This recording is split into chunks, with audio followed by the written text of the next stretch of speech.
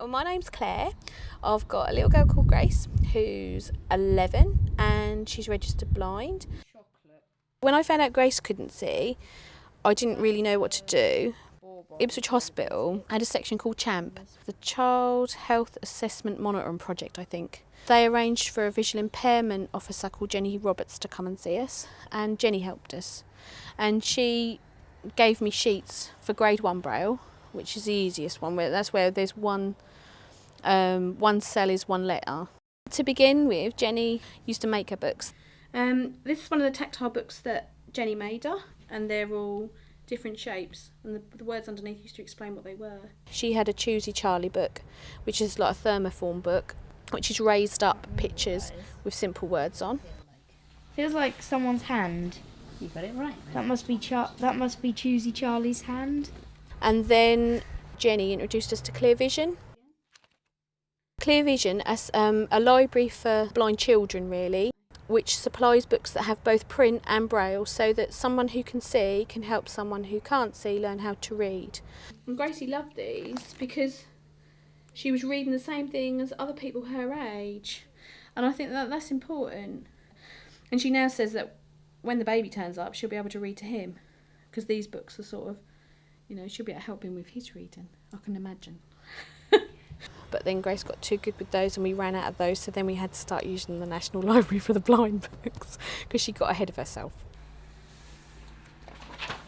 They send them out to the school, and then Mrs. Harris and Grace choose between them which one she's going to have home, and then she brings them home one volume at a time, because nearly all of the books are at least 5 volumes, and they're quite big, and they only just fit in, one will only just fit in a backpack.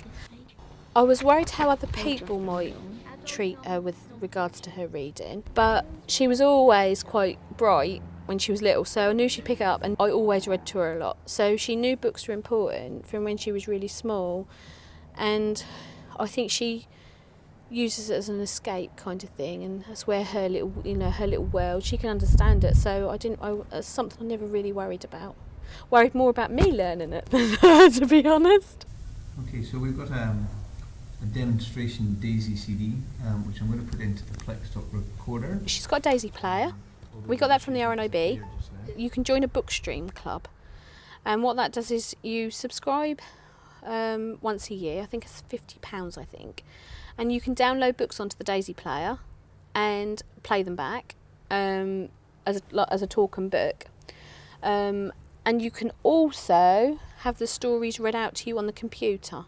A Sociological Introduction by Anne-Marie Barry and Chris Yule. I think it used to be 45 words that children in reception had to learn. There were words like mum, dad, dog, me, and those sort of words. And I brailled all of them in grade 1 Braille, cut them up and stuck them on my fridge. And she used to make sentences on my fridge. And she used to think that was fantastic. And she was about 4.5 then, I think. I mean, Grace is one of the best readers in her year. And she is very good at reading, and she's super fast. But I think if she'd have just been left to her own devices, she wouldn't have worried about her, because she'd have always expected me to read to her.